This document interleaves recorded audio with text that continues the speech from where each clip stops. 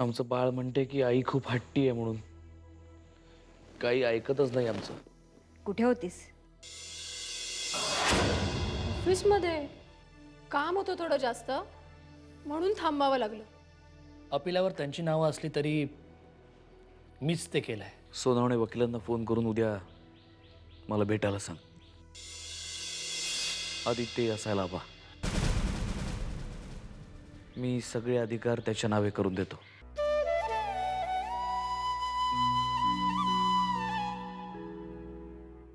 अहो तुम्हीच म्हणालात ना ना कसं वाटलं आपलं घर. तुझं आणि माझं.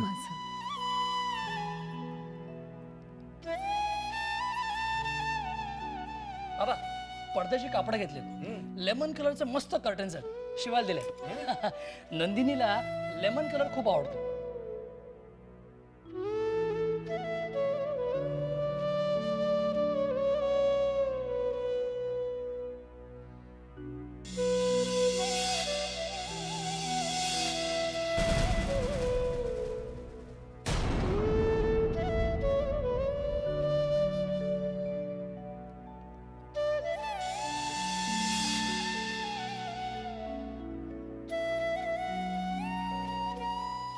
कुठे बाहेर चाललायस तू?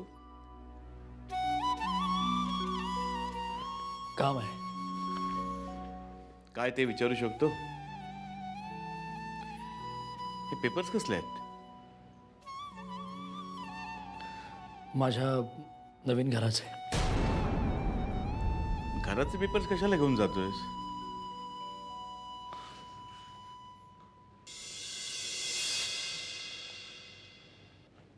आता घर विकायचं म्हटल्यावर पेपर्स लागणारच ना.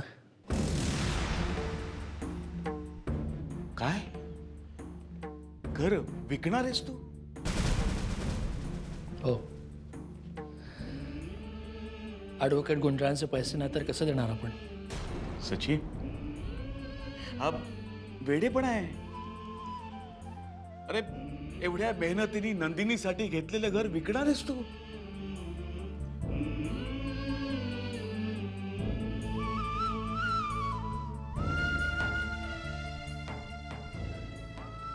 घर नाही बाबा, जागा, प्रॉपर्टी. बाबा घर माणसांनी बनतं.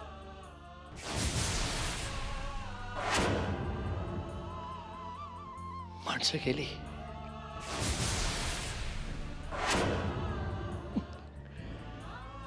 आता कुठलं घर?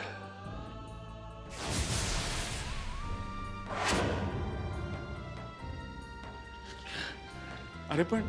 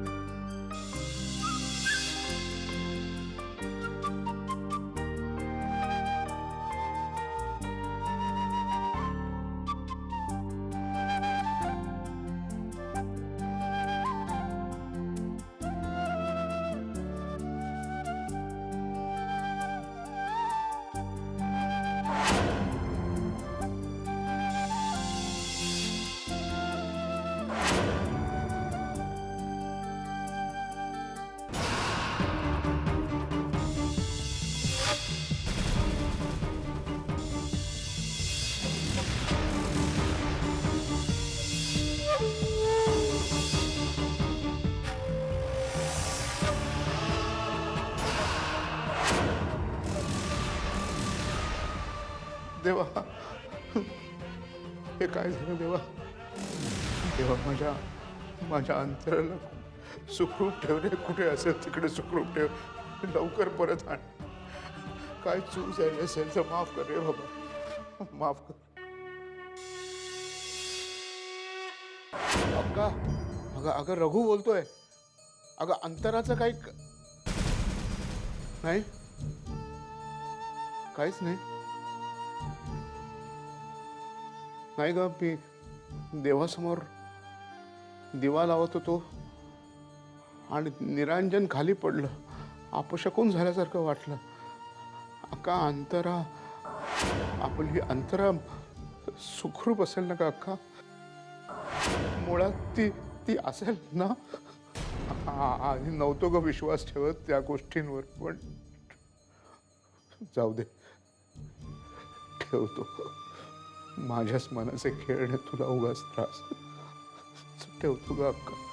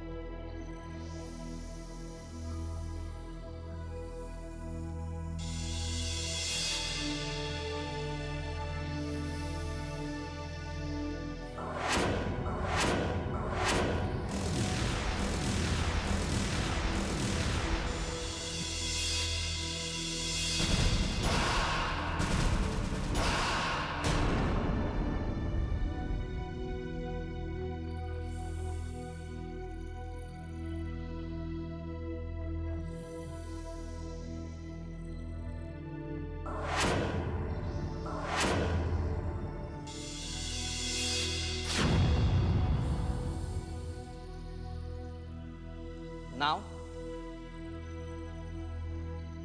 सचिन वामन म्हात्रे. व्यवसाय?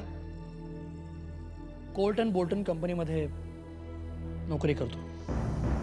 सध्या परचेस मॅनेजर आहे. मिस्टर म्हात्रे, तुमच्या पत्नीचं आणि तुमच्या आईचं नातं कसं होतं?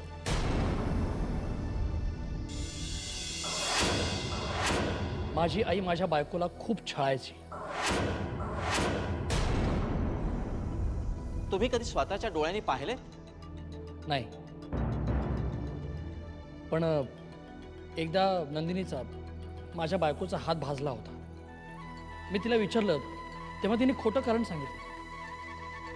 पण नंतर मला कळलं की आईनीच मुद्दाम तो तवा तापवून ठेवला होता.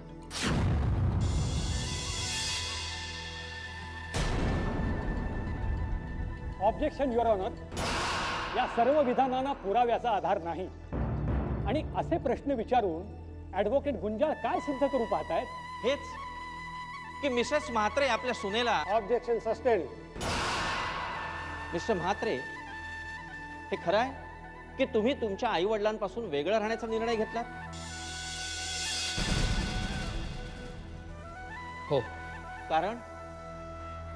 कारण आमच्या घरात कटकटी फारच विकोपाला गेल्या होत्या. तुमच्या या निर्णयाबाबत तुमच्या आईचं काय म्हणणं होतं? तिला ते आवडलं नव्हतं. पण गृहप्रवेशाच्या दिवशी ती अचानक चांगली वागू लागली. तिने जेवण केलं आणि तेच जेवण खाऊन नंदिनीला विषबाधा झाली.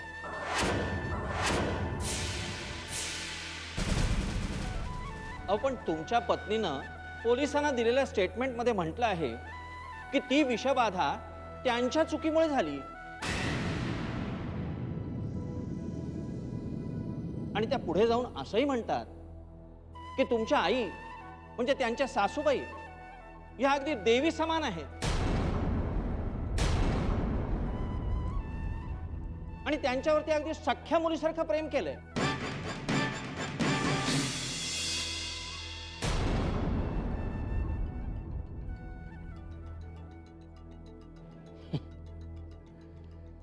काय ना वकील साहेब, आपण ज्या देशात राहतो त्या देशामध्ये एखाद्याला माफ करणं हे खूप मोठेपणाचं चांगुलपणाचं लक्षण मानलं जातं. माझ्या नंदिनीचं मन खूप मोठं होतं आणि तिने ह्या नीच बाईला माफ केलं.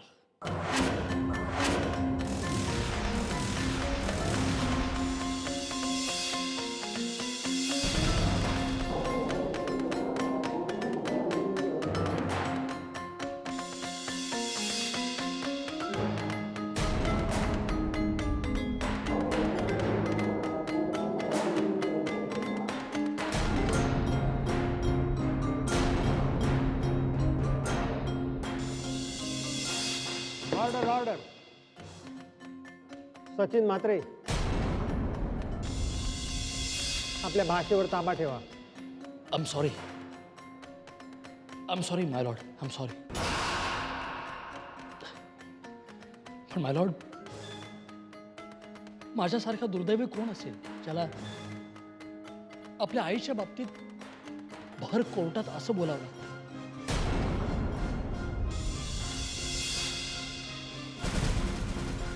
पण माय लॉर्ड, कृपया मला पुरावे विचारू नका.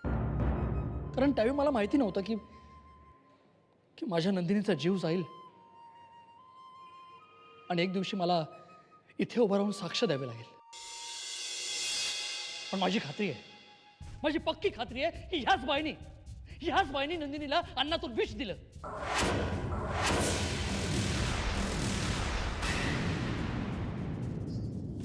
आणि तेवढं करूनही भागला नाही म्हणून हॉस्पिटलमध्ये मारेकरी धाडला. आणि एवढं होऊन सुद्धा नंदिनीला विश्वास होता की एक दिवस ह्या बाईला उपरती होईल आणि ती सगळ्या पापांची कबुली देईल.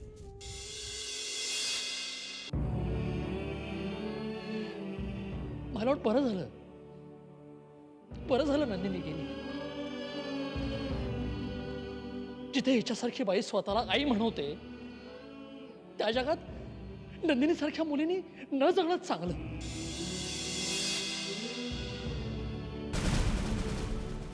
तिची लायकी नव्हती हो या जगात जिवंत राहण्याची. चांगुलपणा, माणुसकी अशा फडतूस गोष्टींवर तिचा भयंकर विश्वास होता. बरं झालं माय लॉर्ड, बरं झालं नंदिनी गेली, सुटली. नंदिनी सुटली.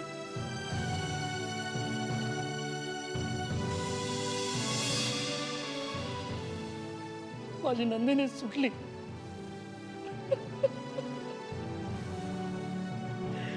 सुटली ना.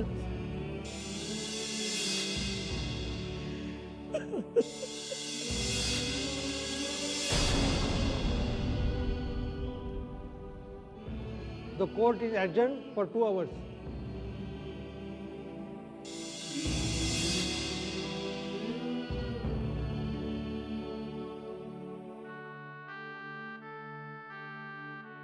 सुटली माझी नंदिनी.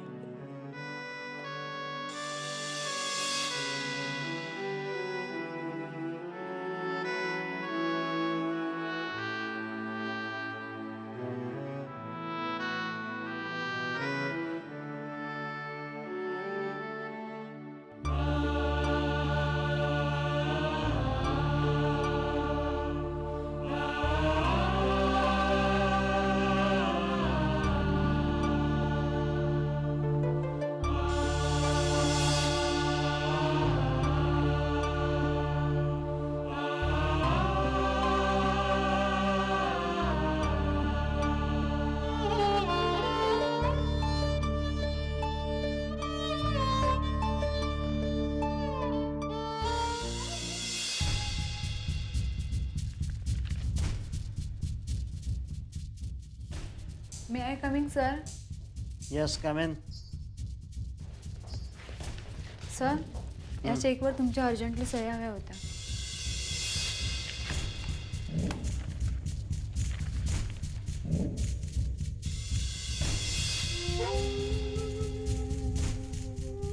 कसले चेक्स आहेत ते? आपल्या सप्लायर्सला द्यायचे.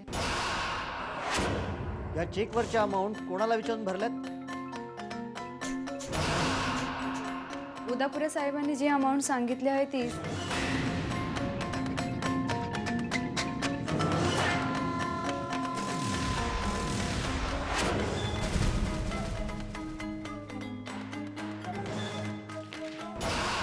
मग उदापुरे साहेबांच्या सह्या घ्या ना. Sir,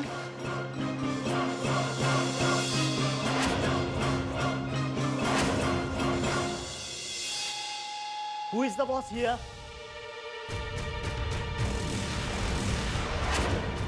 out. एक मिनिट, ते चेक इथंच ठेवून जा.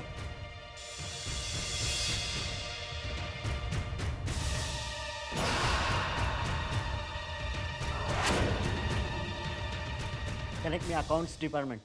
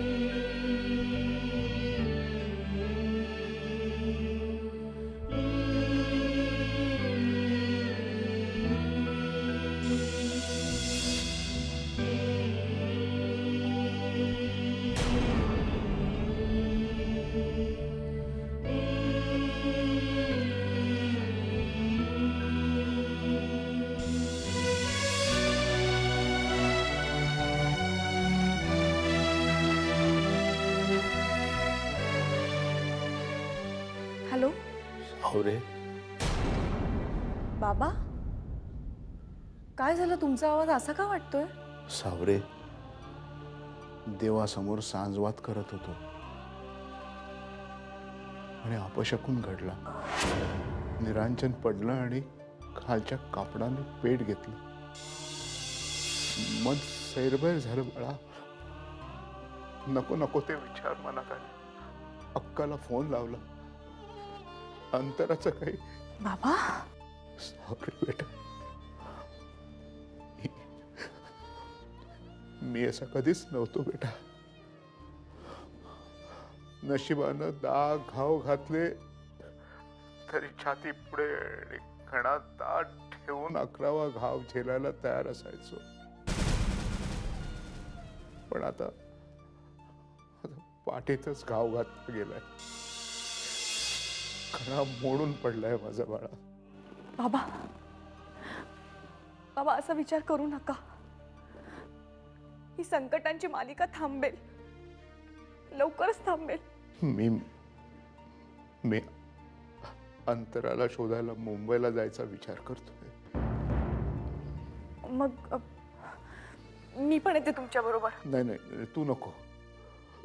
तुझी तिथं जास्त गरज आहे हर्षवर्धनांची काळजी घ्यायला, आणि तुला स्वतःलाही आराम करायची गरज आहे. तू कुठं माझ्याबरोबर धावपळ करणार? बाबा, पण तुम्ही तिथे एकटे. अगं, एकटा कुठला? अक्का आहे तिथं, धनंजय असतो येऊन जाऊन, आणि मनोज आहे ना आपला दास मारुती सारखा, सतत पुढे मागे उभा असतो माझ्या. हसलात बाबा, बरं वाटलं. मलाही, आणि आश्चर्यही वाटलं. एवढे अश्रू वाहून गेल्यावर सुद्धा आपल्याला हसणं जमतं, की एवढे अश्रू वाहून गेल्यावर नशिबावर हसायचंच फक्त आपल्या हाती उरतं. असो. फोन ठेवतो बाळा, काळजी घे.